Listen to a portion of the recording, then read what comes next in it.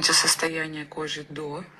Я не знаю, слышно АСМР или нет, но когда вот так вот провожу пальцем, видно, что она такая сухая, и от этого чуть-чуть шелушится, ну и такой звук. Вот с такой сухой кожей, которая вот уже обезвожена, мне помогает легкий пилинг. Я для этого всегда использую энзимную пудру, я вам про нее уже рассказывала. Единственное, что у меня каждый раз много новых подписчиков, и хочется их радовать какой-то полезной информацией.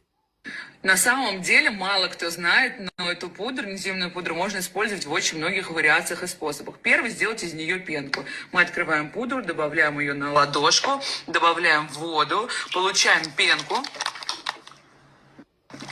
В ладошке получаем вот такую вот пенку и наносим пену, ребят, и хорошенечко протираем лицо. Вот по всем участкам, которые у вас сухие, если вас что-то не устраивает, где расширенные поры.